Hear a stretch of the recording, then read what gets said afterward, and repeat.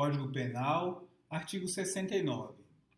Quando o agente, mediante mais de uma ação ou omissão, pratica dois ou mais crimes, idênticos ou não, aplicam-se cumulativamente as penas privativas de liberdade em que haja incorrido. No caso de aplicação cumulativa de pena de reclusão e de detenção, executa-se primeiro aquela. Parágrafo 1º. Na hipótese desse artigo, quando ao agente tiver sido aplicada pena privativa de liberdade não suspensa por um dos crimes, para os demais será incabível a substituição de que trata o artigo 44 desse Código. Parágrafo 2º. Quando forem aplicadas penas restritivas de direitos, o condenado cumprirá simultaneamente as que forem compatíveis entre si e sucessivamente as demais. Artigo 70. Quando o agente, mediante mais de uma ação ou omissão, pratica dois ou mais crimes, idênticos ou não, aplica-se-lhe a pena mais grave das penas cabíveis ou, se iguais, somente uma delas, mas aumentada em qualquer caso de 1/6 até metade. As penas aplicam-se, entretanto, cumulativamente se a ação ou omissão é dolosa e os crimes concorrentes resultam de desígnios autônomos, consoante o disposto do artigo anterior. Parágrafo único. Não poderá a pena exceder a que seria cabível pela regra do artigo 69 desse Código. Artigo 71. Quando o agente, mediante mais de uma ação ou omissão, pratica dois ou mais crimes da mesma espécie e pelas condições de tempo, lugar, maneira de execução e outras semelhantes, devem os subsequentes ser havidos como continuação do primeiro. Aplica-se-lhe a pena de um só dos crimes, se idênticas, ou a mais grave, se diversas, aumentada em qualquer caso de 1/6 a 2/3. Parágrafo único. Nos crimes dolosos, contra vítimas diferentes, cometidos com violência ou grave ameaça à pessoa, poderá o juiz, considerando a culpabilidade, os antecedentes, a conduta social e a personalidade do agente, bem como os motivos e as circunstâncias, aumentar a pena de um só dos crimes, se idênticas, ou a mais grave, se diversas, até o triplo, observadas as regras do parágrafo único do artigo 70 e do artigo 75 desse Código. Artigo 72. No concurso de crimes, as penas de multa são aplicadas distinta e integralmente. Artigo 73. Quando, por acidente ou por erro no uso dos meios de execução, o agente, ao invés de atingir a pessoa que pretendia ofender, atinge pessoa diversa, responde como se tivesse praticado o crime contra aquela, atendendo-se ao disposto no parágrafo 3º do artigo 20 desse Código. No caso de ser também atingida a pessoa que o agente pretendia ofender, aplica-se a regra do artigo 70 desse Código. Artigo 74.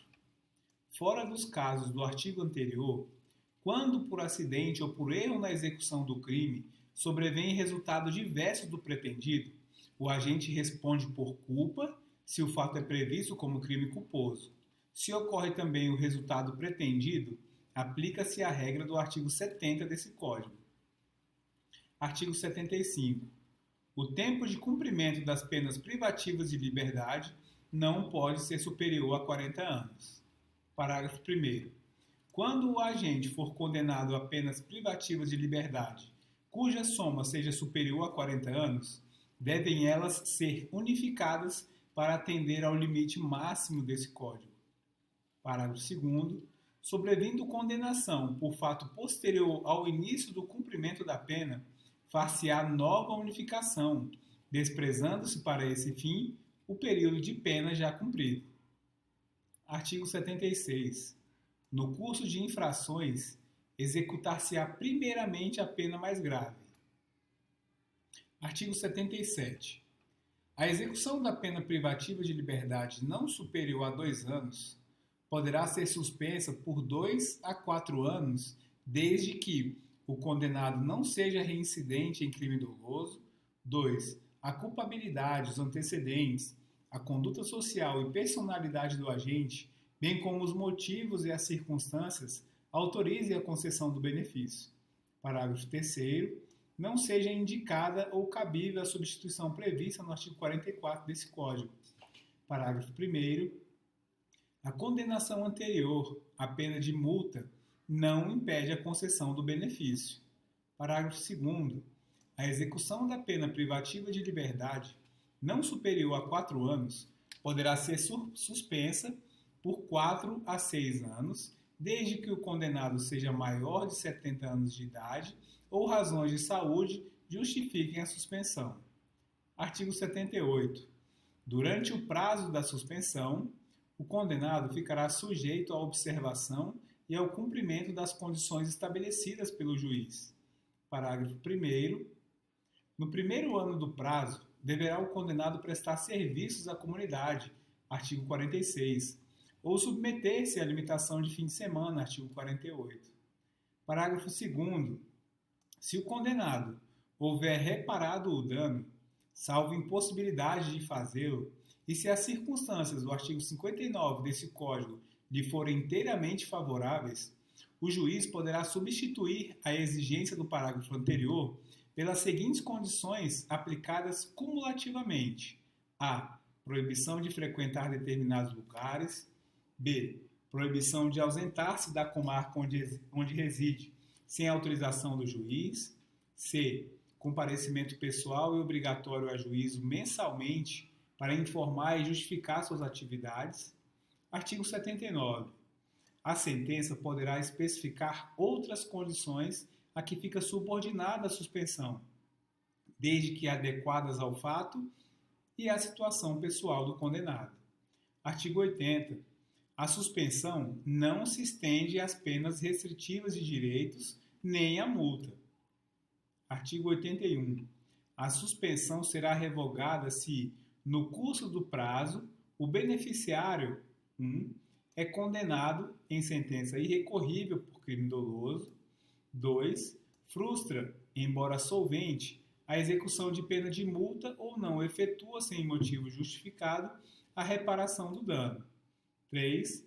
Descumpre a condição do parágrafo 1º do artigo 78 desse Código. Parágrafo 1º. A suspensão poderá ser revogada se o condenado descumpre qualquer outra condição imposta ou é irrecorrivelmente condenado por crime culposo ou por contravenção, a pena privativa de liberdade ou restritiva de direitos. Parágrafo 2º. Se o beneficiário está sendo processado por outro crime ou contravenção, considera-se prorrogado o prazo da suspensão até o julgamento definitivo. Parágrafo 3º. Quando facultativa a revogação, o juiz pode, ao invés de decretá-la, prorrogar o período de prova até o máximo, se este não foi o fixado. Artigo 82. Expirado o prazo, sem que tenha havido revogação, considera-se extinta a pena privativa de liberdade. Artigo 83. O juiz poderá conceder livramento condicional ao condenado à pena privativa de liberdade igual ou superior a 2 anos, desde que 1. Cumprida mais de 1/3 da pena se o condenado não for reincidente em crime doloso e tiver bons antecedentes. 2. Cumprida mais da metade se o condenado for reincidente em crime doloso. 3. Comprovado bom comportamento durante a execução. Comprovado não cometimento de falta grave nos últimos 12 meses. Comprovado bom desempenho no trabalho que lhe foi atribuído. E comprovado a aptidão para prover a própria subsistência mediante trabalho honesto. 4. Tenha reparado, salvo efetiva impossibilidade de fazê-lo, o dano causado pela infração. 5.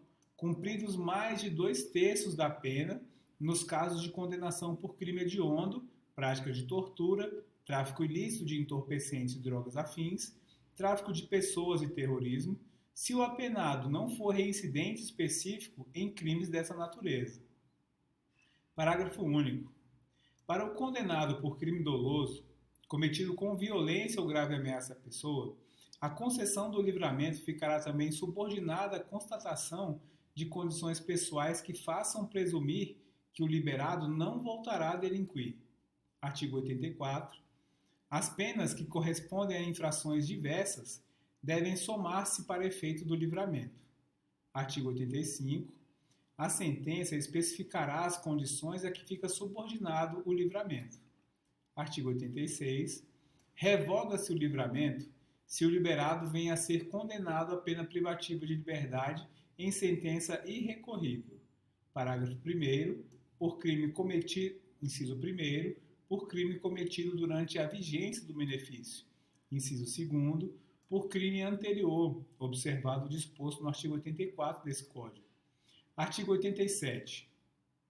O juiz poderá também revogar o livramento se o liberado deixar de cumprir qualquer das obrigações constantes da sentença, ou for irrecorrivelmente condenado por crime ou contravenção, a pena que não seja privativa de liberdade.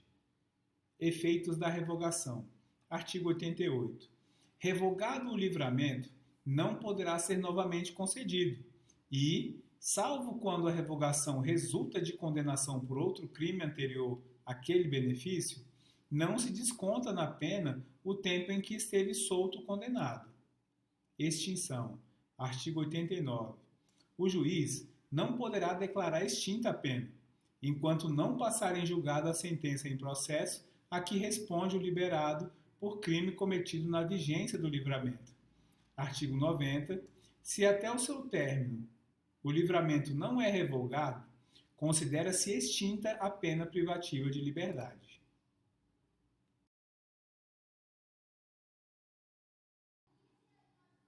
Código de Processo Penal, artigo 69. Determinará a competência jurisdicional 1. O lugar da infração. 2. O domicílio ou residência do réu. 3. A natureza da infração. 4. A distribuição. 5. A conexão ou continência. 6. A prevenção. 7. A prerrogativa de função. Capítulo 1. Da competência pelo lugar da infração. Artigo 70. A competência será, de regra, determinada pelo lugar em que se consumar a infração, ou, no caso de tentativa, pelo lugar em que foi praticado o último ato de execução. Parágrafo 1º. Se iniciada a execução no território nacional, a infração se consumar fora dele, a competência será determinada pelo lugar em que tiver sido praticado no Brasil o último ato de execução. Parágrafo 2º.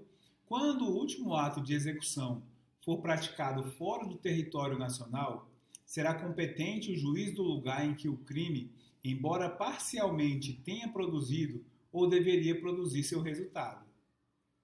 Parágrafo 3º.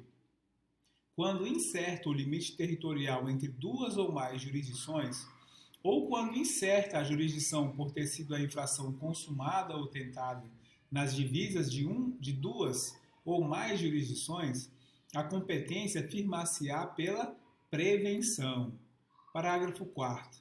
Nos crimes previstos no artigo 171 do Código Penal, estelionato, quando praticados mediante depósito, mediante emissão de cheques sem suficiente provisão de fundos em poder do sacado, ou com pagamento frustrado ou mediante transferências de valores, a competência será definida pelo local do domicílio da vítima e, em caso de pluralidade de vítimas, a competência firmar-se-á pela prevenção.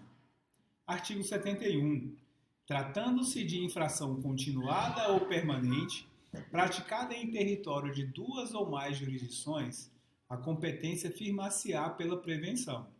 Capítulo 2. Da competência pelo domicílio ou residência do réu. Artigo 72. Não sendo conhecido o lugar da infração, a competência regular-se-á pelo domicílio ou residência do réu. Parágrafo 1º. Se o réu tiver mais de uma residência, a competência firmar-se-á pela prevenção. Parágrafo 2º. Se o réu não tiver residência certa ou for ignorado o seu paradeiro, será competente o juiz que primeiro tomar conhecimento do fato. Artigo 73. Nos casos de exclusiva ação privada, o querelante poderá preferir o foro de domicílio ou da residência do réu, ainda quando conhecido o lugar da infração. Capítulo 3. Da competência pela natureza da infração. Artigo 74. A competência pela natureza da infração será regulada pelas leis de organização judiciária, salvo a competência privativa do Tribunal do Júri. Parágrafo 1º. Compete ao Tribunal do Júri o julgamento dos crimes previstos nos artigos 121, parágrafos 1º e 2º, 122, parágrafo único, 123, 124, 125, 126 e 127 do Código Penal, consumados ou tentados. Parágrafo 2º. Se, iniciado o processo perante um juiz, houver desclassificação para infração da competência de outro, a este será remetido o processo, salvo se mais graduada for a jurisdição do primeiro, que, em tal caso, terá sua competência prorrogada. Parágrafo 3º. Se o juiz da pronúncia desclassificar a infração para outra atribuída à competência de juiz singular, observar-se-á o disposto no artigo 410, mas, se a desclassificação for feita pelo próprio Tribunal do Júri, a seu presidente caberá proferir a sentença, artigo 492, parágrafo 2º. Capítulo 4. Da competência por distribuição. Artigo 75. A precedência da distribuição fixará a competência quando, na mesma circunscrição judiciária, houver mais de um juiz igualmente competente. Parágrafo único.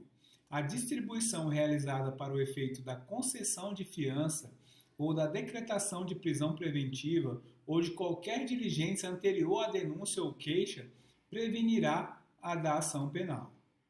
Capítulo 5. Da competência por conexão ou continência. Artigo 76. A competência será determinada pela conexão 1. Se, ocorrendo duas ou mais infrações, houverem sido praticadas ao mesmo tempo por várias pessoas reunidas ou por várias pessoas em concurso, embora diverso o tempo e o lugar, ou por várias pessoas, umas contra as outras. Inciso 2º. Se, no mesmo caso, houverem sido umas praticadas para facilitar ou ocultar as outras, ou para conseguir impunidade ou vantagem em relação a qualquer delas. 3.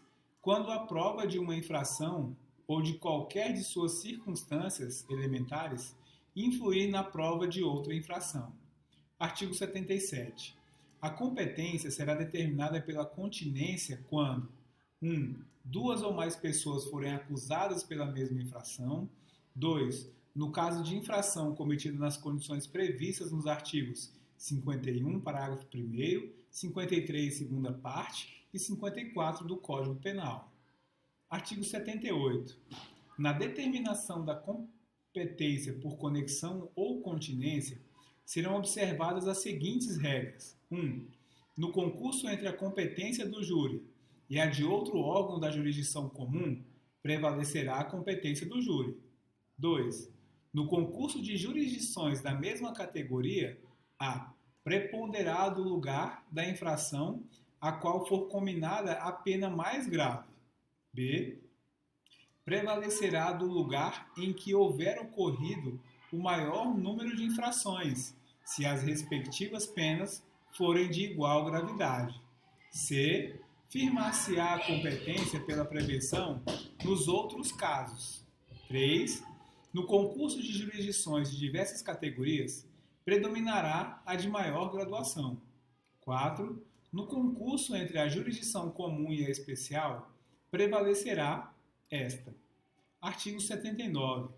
A conexão e a continência importarão unidade de processo e julgamento, salvo 1. No concurso entre a jurisdição comum e a militar.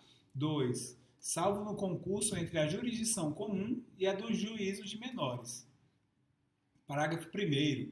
Cessará em qualquer caso a unidade do processo se, em relação a algum corréu, sobrevier o caso previsto no artigo 152. Parágrafo 2º. A unidade do processo não importará do julgamento, se houver corréu foragido que não possa ser julgado à revelia ou ocorrer a hipótese do artigo 461. Artigo 80. Será facultativa a separação dos processos quando as infrações tiverem sido praticadas em circunstâncias de tempo ou de lugar diferentes, ou quando, pelo excessivo número de acusados e para não lhes prolongar a prisão provisória ou por outro motivo relevante, o juiz reputar conveniente a separação. Artigo 81. Verificada a reunião dos processos por conexão ou continência, ainda que no processo da sua competência própria venha o juiz ou tribunal a proferir sentença absolutória ou que desclassifique a infração para outra que não se inclua na sua competência, continuará competente em relação aos demais processos. Parágrafo único. Reconhecida inicialmente ao júri a competência por conexão e continência, o juiz, se vier a desclassificar a infração ou pronunciar ou absolver o acusado, de maneira que exclua a competência do júri, remeterá o processo ao juízo competente.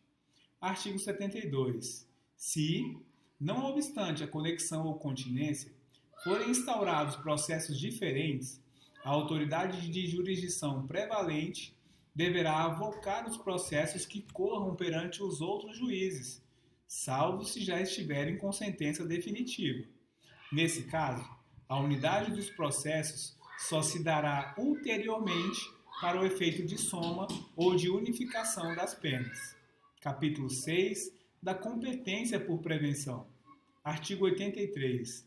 Verificar-se-á a competência por prevenção toda vez que, concorrendo dois ou mais juízes igualmente competentes ou com jurisdição cumulativa, um deles tiver antecedido aos outros na prática de algum ato do processo ou de medida a este relativa, ainda que anterior ao oferecimento da denúncia ou queixa, artigo 70, parágrafo 3º, 71, 72, parágrafo 2º e 78, inciso 6, inciso 2, a linha C. Capítulo 7. Da competência pela prerrogativa de função. Artigo 84. A competência pela prerrogativa de função é do STF, do STJ, dos TRFs e dos Tribunais de Justiça dos Estados e do Distrito Federal, relativamente às pessoas que devam responder perante eles por crimes comuns e de responsabilidade. Artigo 85. Nos processos por crime contra a honra, em que forem querelantes as pessoas que a Constituição sujeita à jurisdição do Supremo Tribunal Federal e dos tribunais de apelação, aquele ou a estes caberá o julgamento, quando oposta e admitida a exceção da verdade. Artigo 86. Ao Supremo Tribunal Federal competirá privativamente processar e julgar 1. Os seus ministros nos crimes comuns, 2. Os ministros de Estado, salvo nos crimes conexos com os do Presidente da República, 2. O Procurador-Geral da República, aos desembargadores dos tribunais de apelação, aos ministros do Tribunal de Contas e os embaixadores e ministros diplomáticos nos crimes comuns e de responsabilidade. Artigo 87. Competirá originariamente aos tribunais de apelação o julgamento dos governadores ou interventores nos estados ou territórios e prefeitos do Distrito Federal, seus respectivos secretários e chefes de polícia, juízes de instância inferior e órgãos do Ministério Público. Capítulo 8. Disposições especiais. Artigo 88. No processo por crimes praticados fora do território brasileiro, será competente o juízo da capital do estado onde houver, por último, residido o acusado. Se este nunca tiver residido no Brasil, será competente o juízo da capital da República. Artigo 89. Os crimes cometidos em qualquer embarcação nas águas territoriais da República ou nos rios e lagos fronteiriços, bem como a bordo de embarcações nacionais ou em alto mar, serão processados e julgados pela Justiça do primeiro porto brasileiro em que tocar a embarcação após o crime, ou quando se afastar do país dela pela do último em que houver tocado. Artigo 90. Os crimes praticados a bordo de aeronave nacional dentro do espaço aéreo correspondente ao território brasileiro ou ao alto mar, ou a bordo de aeronave estrangeira dentro do espaço aéreo correspondente ao território nacional, serão processados e julgados pela Justiça da comarca em cujo território se verificar o pouso após o crime, ou pela da comarca de onde houver partido a aeronave. Artigo 91. Quando incerta e não se determinar de acordo com as normas estabelecidas nos artigos 89 e 90, a competência se firmará pela prevenção.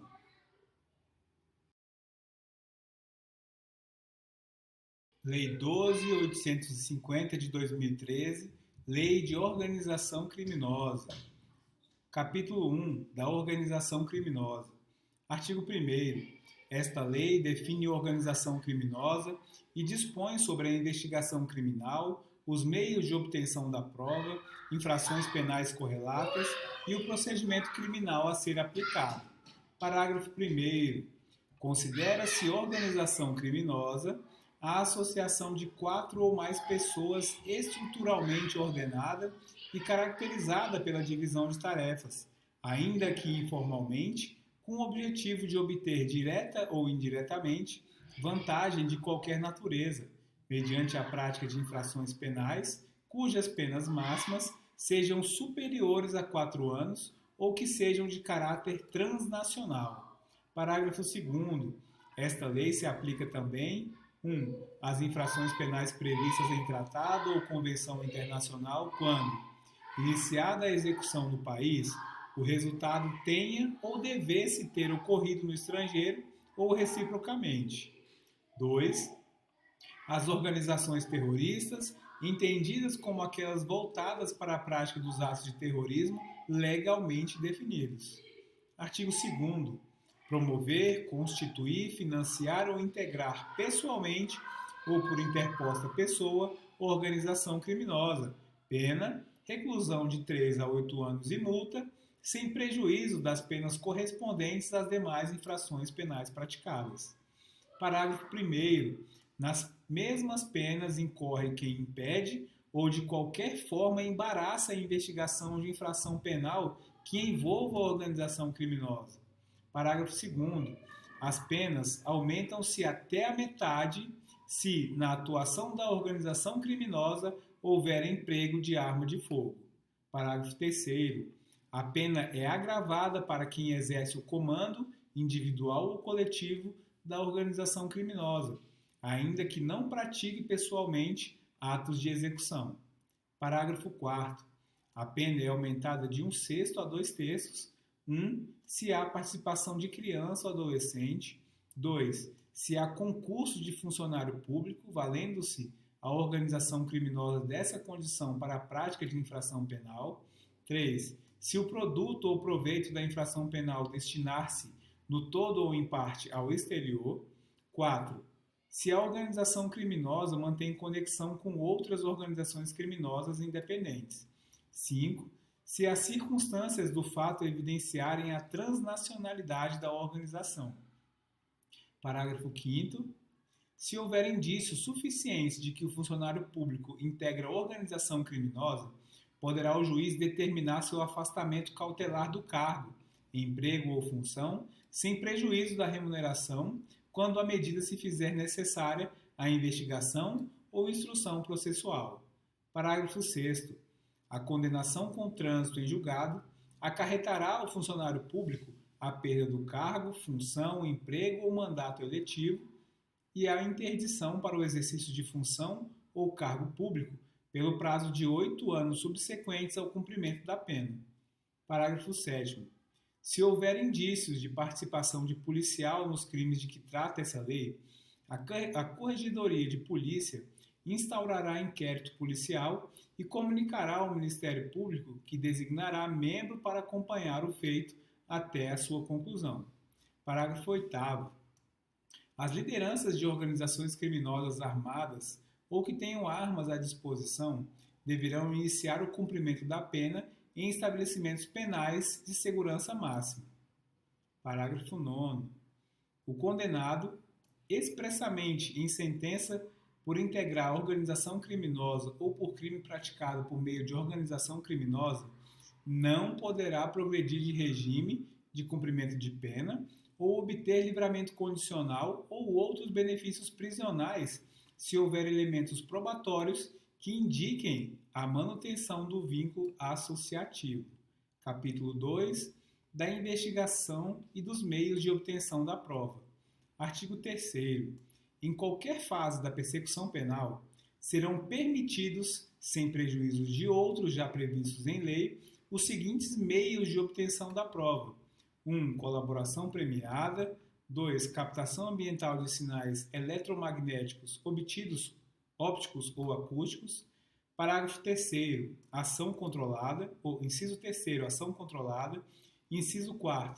Acesso a registros de ligações telefônicas e telemáticas, a dados cadastrais constantes de bancos de dados públicos ou privados e a informações eleitorais ou comerciais.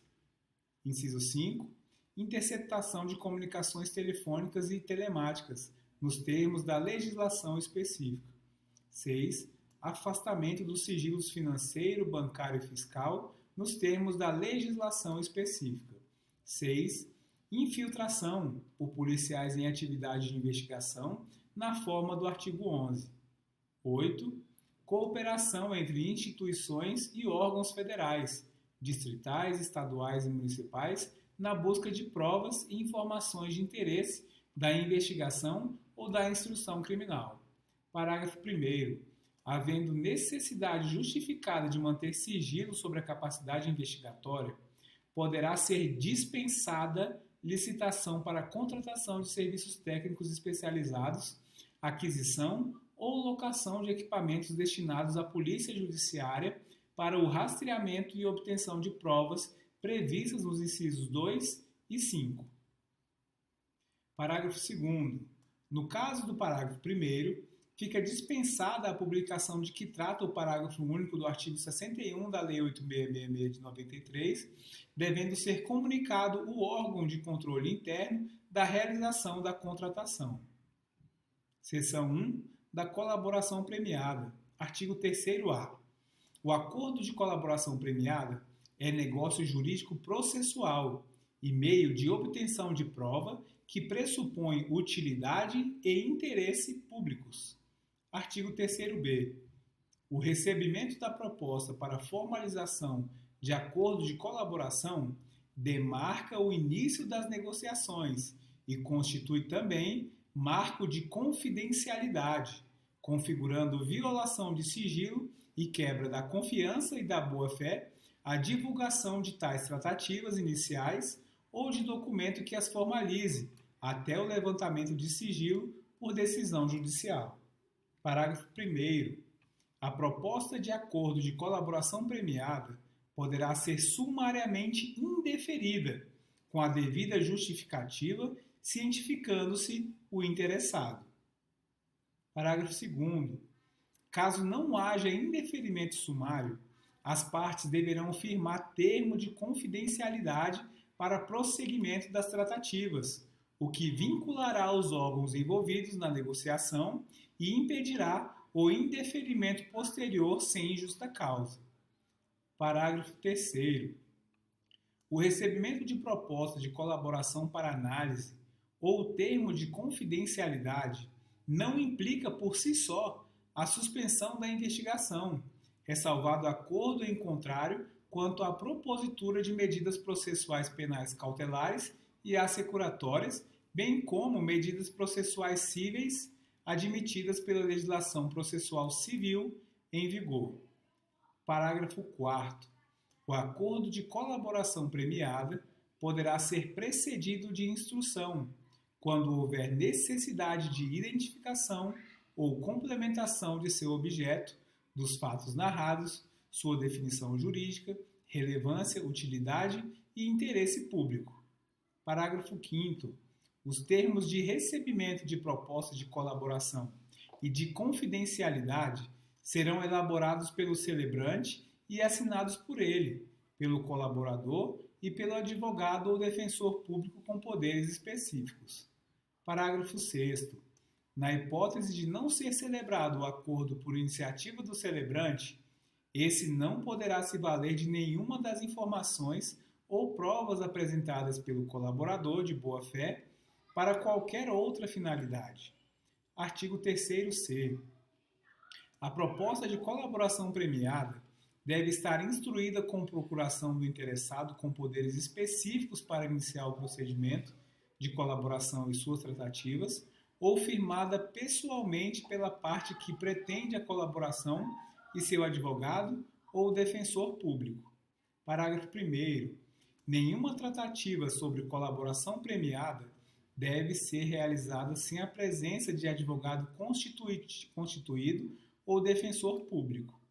Parágrafo 2º. Em caso de eventual conflito de interesses ou de colaborador hipossuficiente, o celebrante deverá solicitar a presença de outro advogado ou a participação de defensor público. Parágrafo 3º. No acordo de colaboração premiada, o colaborador deve narrar os fatos ilícitos para os quais concorreu e que tenha relação direta com os fatos investigados. Parágrafo 4º. Incumbe à defesa instruir a proposta de colaboração e os anexos com os fatos adequadamente descritos, com todas as suas circunstâncias, indicando as provas e os elementos de corroboração. Parágrafo 4º. O juiz poderá, a requerimento das partes, conceder o perdão judicial, reduzir em até 2/3 a pena privativa de liberdade ou substituí-la por restritiva de direitos daquele que tenha colaborado efetiva e voluntariamente com a investigação e com o processo criminal, desde que dessa colaboração advenha um ou mais dos seguintes resultados. 1. A identificação dos demais coautores e partícipes da organização criminosa e das infrações penais por eles praticadas. 2. A revelia da estrutura hierárquica, a revelação da estrutura hierárquica e da divisão de tarefas da organização criminosa. 3. A prevenção de infrações penais decorrentes das atividades da organização criminosa. 4. A recuperação total ou parcial do produto ou do proveito das infrações penais praticadas pela organização criminosa. 5. A localização de eventual vítima com a sua integridade física preservada. Parágrafo 1º. Em qualquer caso, a concessão do benefício levará em conta a personalidade do colaborador, a natureza, as circunstâncias, a gravidade e a repercussão social do fato criminoso e a eficácia da colaboração. Parágrafo 2º. Considerando a relevância da colaboração prestada, o Ministério Público, a qualquer tempo, e o delegado de polícia nos autos do inquérito policial, com a manifestação do Ministério Público, poderão requerer ou representar ao juiz pela concessão de perdão judicial ao colaborador, ainda que esse benefício não tenha sido previsto na proposta inicial, aplicando-se no que couber o artigo 28 do Decreto 3689, de 41, Código de Processo Penal. Parágrafo 3º. O prazo para o oferecimento de denúncia ou processo relativos ao colaborador poderá ser suspenso por até 6 meses, prorrogáveis por igual período, até que sejam cumpridas as medidas de colaboração, suspendendo-se o respectivo prazo prescricional. Parágrafo 4º. Nas mesmas hipóteses do caput desse artigo, o Ministério Público poderá deixar de oferecer denúncia se a proposta de acordo de colaboração referir-se à infração de cuja existência não tenha prévio conhecimento e o colaborador, 1. Não for o líder da organização criminosa, 2. for o primeiro a prestar efetiva colaboração nos termos desse artigo. Parágrafo 4º-A. Considera-se existente o conhecimento prévio da infração quando o Ministério Público ou autoridade policial competente tenha instaurado inquérito ou procedimento investigatório para a apuração dos fatos apresentados pelo colaborador. Parágrafo 5º. Se a colaboração for posterior à sentença, a pena poderá ser reduzida até a metade ou será admitida a progressão de regime, ainda que ausentes os requisitos objetivos. Parágrafo 6º. O juiz não participará das negociações realizadas entre as partes para a formalização do acordo de colaboração, que ocorrerá entre o delegado de polícia, o investigado, e o defensor, com a manifestação do Ministério Público ou, conforme o caso, entre o Ministério Público e o investigado ou acusado e seu defensor. Parágrafo 7º. Realizado o acordo na forma do parágrafo 6º desse artigo, serão remetidos ao juiz para análise o respectivo termo, as declarações do colaborador e cópia da investigação, devendo o juiz ouvir sigilosamente o colaborador, acompanhado de seu defensor, oportunidade em que analisará os seguintes aspectos na homologação: 1. Regularidade e legalidade. 2.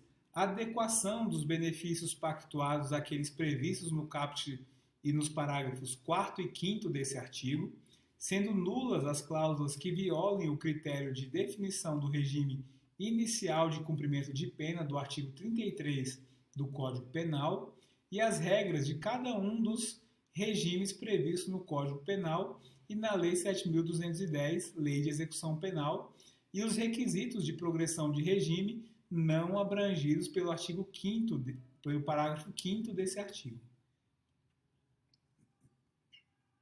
Inciso 3º. Adequação dos resultados da colaboração aos resultados mínimos exigidos nos incisos 1, 2, 3, 4 e 5 do caput desse artigo. 4. Voluntariedade da manifestação de vontade, especialmente nos casos em que o colaborador está ou esteve sob efeito de medidas cautelares. Parágrafo 7º-A.